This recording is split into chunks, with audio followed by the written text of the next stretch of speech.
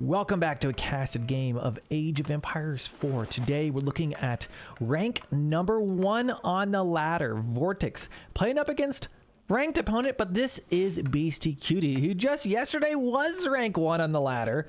Probably rank 2 or maybe already rank 1 by the time you watched it. These guys are fighting it out on the ladder for rank 1.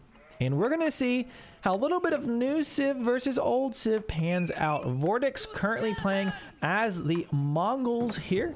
And he is playing up against Beastyqt's House of Lancaster. Now, House of Lancaster has been arguably extraordinarily strong since the DLC has launched. But the developers, they made it right. They followed with a really fast patch and hit them with a number of nerfs. And now I say they made it right, but I don't know. I still think the jury's out on whether it's balanced. Is it still too strong? Did they nerf too much? Let me know what you think down in the comments below as far as what you've been seeing so far. And I guess we're at to see this game. I mean, two extremely high level players. They should be evenly matched in this matchup here. So, and you gotta think, you know, VortiX probably has tons of Mongol games. Of course, BC over there just starting to learn this new Civ. Let's see how he goes. VortiX not opening up with a tower rush or spearman or anything, because you really don't want to be doing that, because House of Lancaster's villagers have those short bows like the regular English. So you don't want to get shot by them.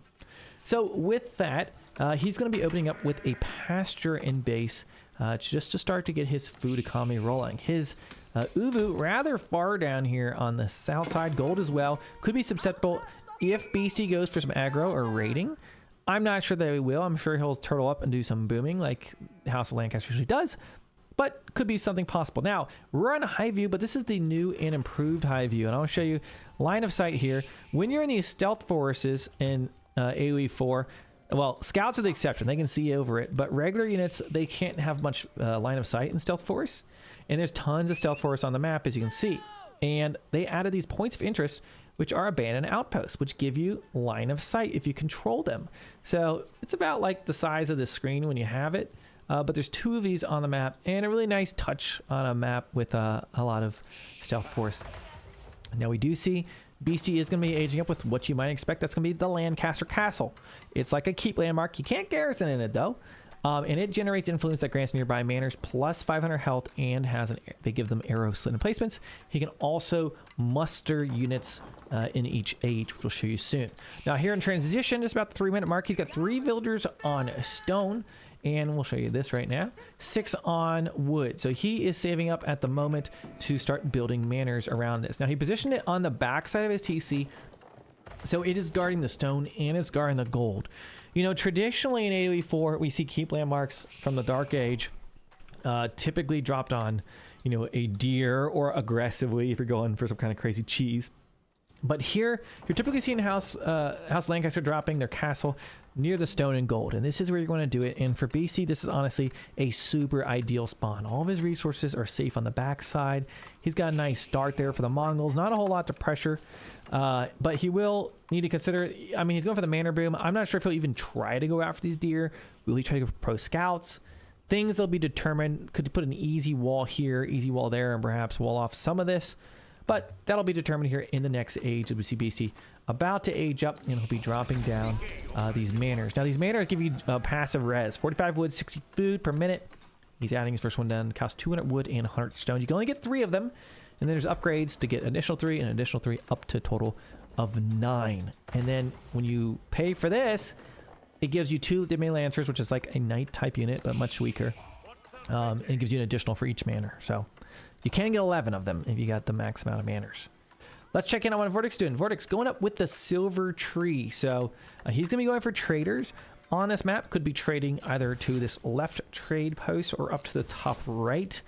So going to be kind of counteracting the boom that his opponent's doing by going probably for a really heavy Mongol trade. He already opened rather economically with the pasture. We do see him adding a stable, so going to try to raid something. I'm not sure what he's going to be able to raid. Keshik might be able to afford to dive in here and take some hits, maybe come around the backside and hit the gold here if he goes for them, and see if he queues some up. Not yet, but something that he could do.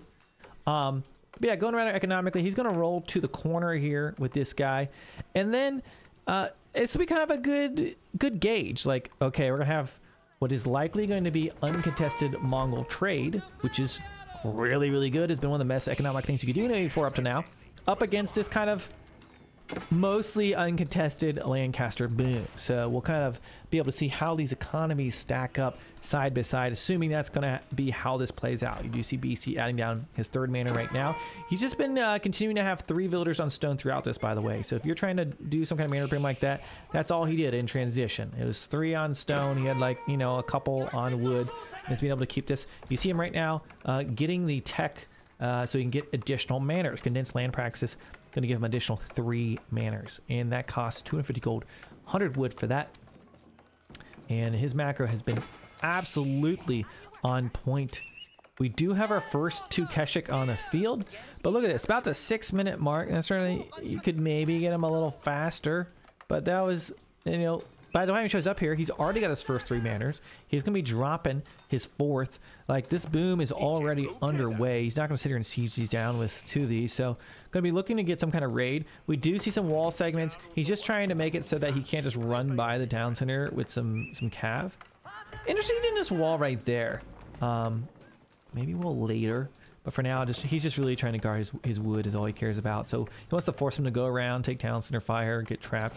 So that's what he's doing, just paying a little investment. I mean, this is safer than going in there. He doesn't know what's out there right now, doesn't have the intel.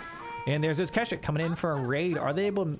They could probably pick off a villager on the gold if they go for a charge here. They will take some shots from the arrow slits on these. These guys, they do 8 damage. See him firing some arrows. Keshik not wildly concerned.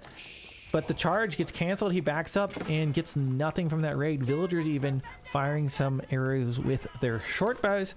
Keshik falling back. He's going to come in once again. Looks like he's threatening, but doesn't get much.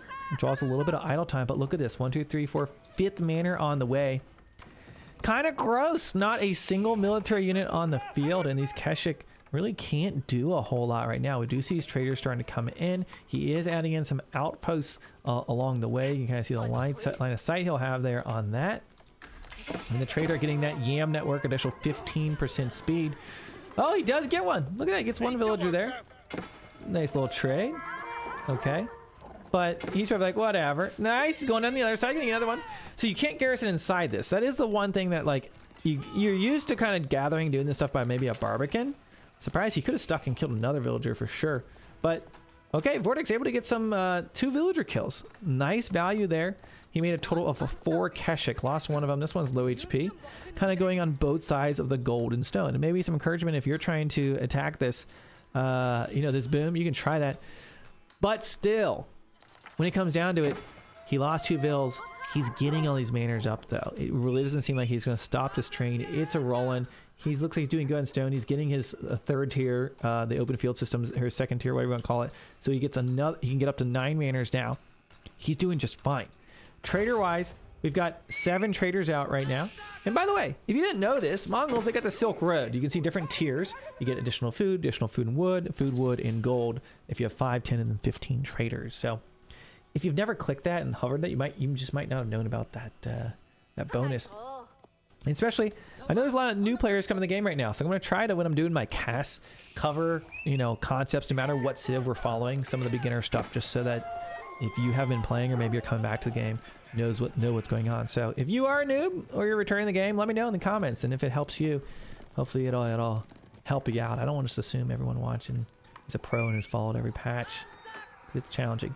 Okay, so we got a lumber camp being built there, refreshing that. You want to build your stuff like that as you get further and further into the wood line. It just helps you be more efficient. 6 Keshik are available. And look at this. He's timing this. He's mustering the nobles. So he's going to get the Demi Lancers. And he's timing this for exactly when he gets 9 of these completed. Look at that. Did he get 11 of them?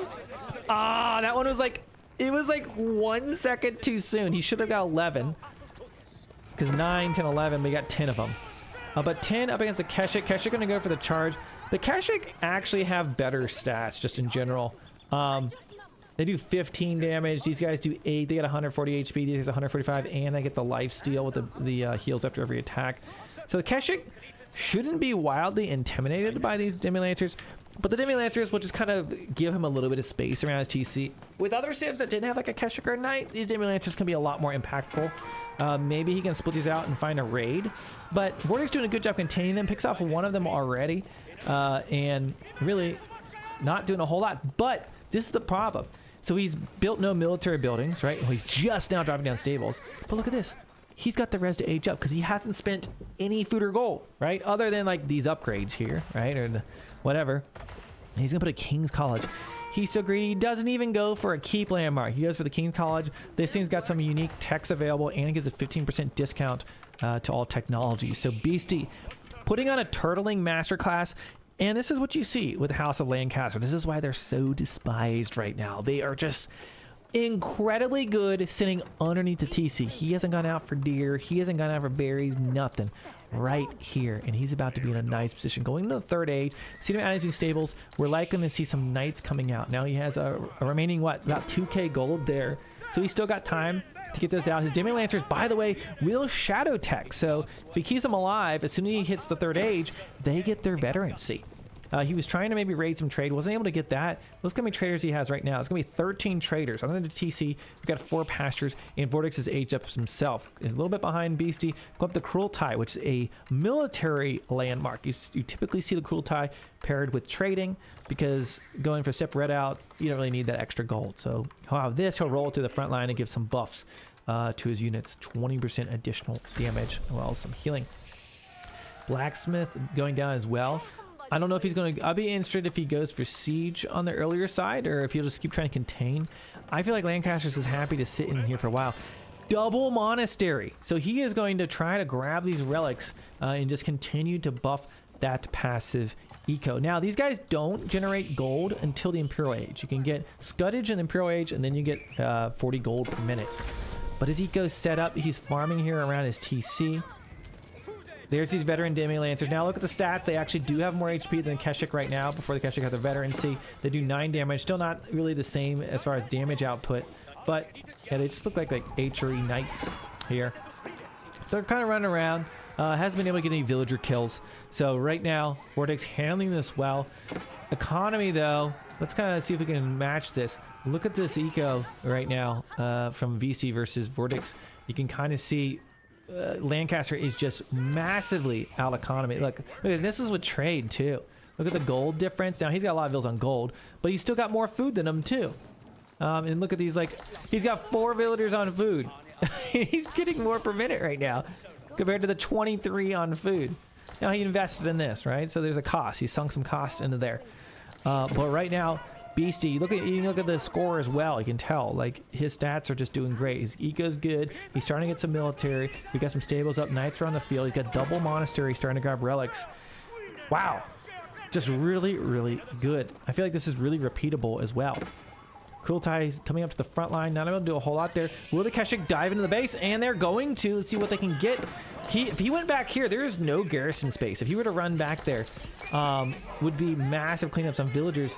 Goes for the wood line. Does pick up a few there. Looks like he's going to maybe stick this fight here in the front line with this Kesha. Kesha are veteran now, so doing a decent job in this game. He's trying to get his Cruelty up. He needs to micro it, but it gets blocked. So it would have been nice to have that in the engagement.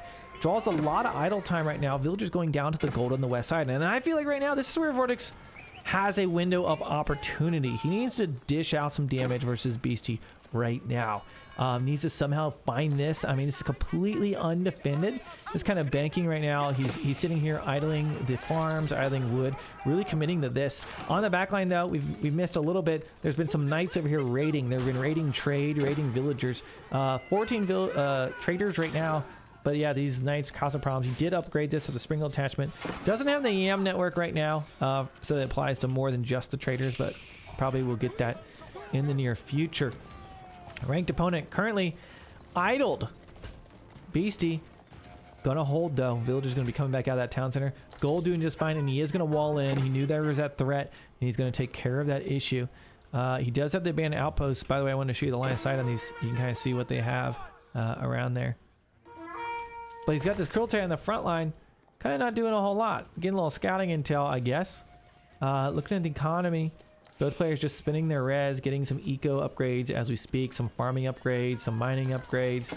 BC's just chilling, doing good in here. Keshik gonna push in there, fighting underneath the Kurultai, gives him some bonuses. But these are knights now. Knights are gonna be a lot stronger than the Keshik in these one-on-one engagements. We do have a knight on his side, but it is getting picked up by VortiX.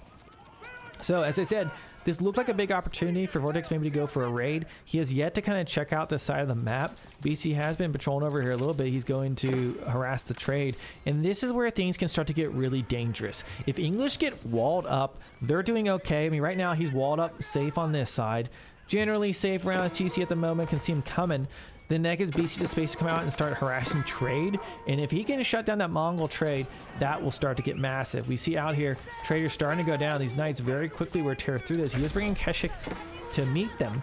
But this is where things are going to get tough when BC starts to split these troops up. He's even using, look, his monks to heal those knights up. He was able to get 3 relics, it looks like. 1 more still out on the field. Actually, 2 out on the field. VortiX hasn't tried to go for the relics at all. Keshik charging in. We got a few crossbows on the backline going to help. Crossbows do get bonus damage versus heavy. So you can see that plus 12 versus heavy. So they do a total of 24, 25, 26 damage in each shot against these 230 HP knights. That Kurultai dishing out an additional 20% damage increase. This might be a nice fight for VortiX, dishing out some damage there against those knights. Those knights, though, very chonky, and he's falling back and getting healing from the monks. I'm actually kind of curious. No, he didn't. I was like, wonder if he got the healing upgrade. Didn't. Keshik, though, continuing to fight here. Knights just pushing in there. You've got monks on the backline, though, targeting down some of the low HP. He's also got the towns under fire. In VortiX, it was looking like maybe he might crush that fight, but not able to. I'm really interested in seeing how he's been using these monks just to heal these knights up.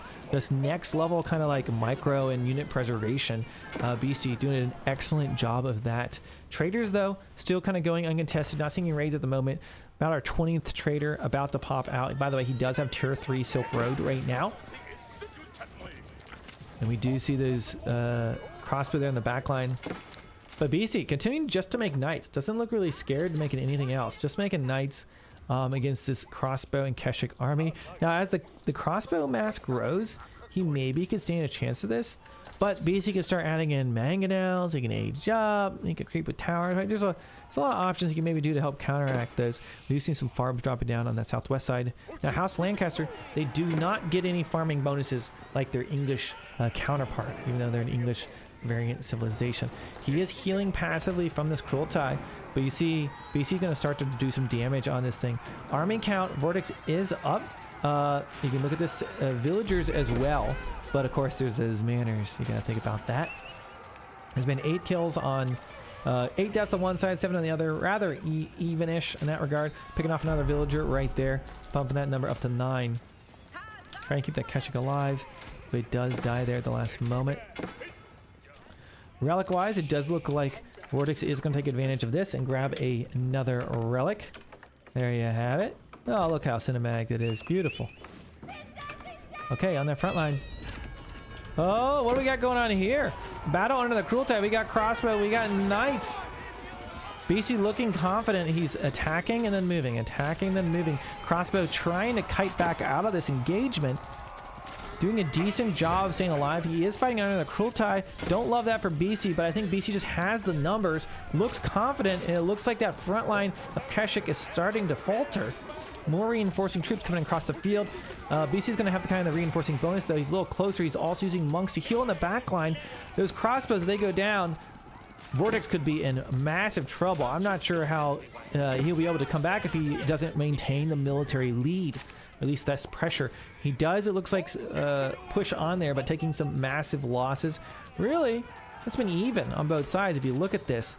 He's just fighting like under the towns and under that military production. It's hard to match the production rates. So he's a little bit outnumbered in a lot of these engagements where the Mongol troops are running from across the field. Now, he does have his tier 2 ranged attack. I'm sorry. That's, I guess, for his town center. VortiX only has tier 1 ranged attack there. Both players still chilling in age 3. It's looking like BC, though, is saving for Imperial Age. Still with just knights there.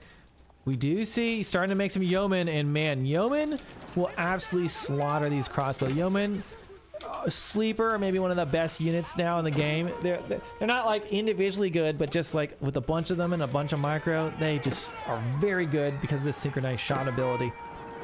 Picking off a few of the traders down on the south side. BC's able to pick up some nice trades and do some damage. Okay, VortiX has got this Krultai poised for the attack. Oh, he moves him back. Okay, look at all those knights. So it's been only knights until about the 20-minute mark. Just now adding in some archer ranges, and I thought he was going to age up, but food-wise, looks like he's spinning it on his yeoman. Doesn't want to get caught off guard by a big crossbow push. Crossbows have fallen back to defend the trade line. Right now we see knights positioning out to the east side. Probably going to go around and try to find raids either on the deer, which he's not going to find because he's underneath the TC on the sheep, or could go around and start hitting the trade, or he might just dive right in this wood line. Let's see what he goes for. Okay, here comes Beasty with the knights. Villager's going to retreat, but there's only room for 15 here in the town center. We got 62 villagers right now. These knights could really do some damage. Keshik are here to meet him.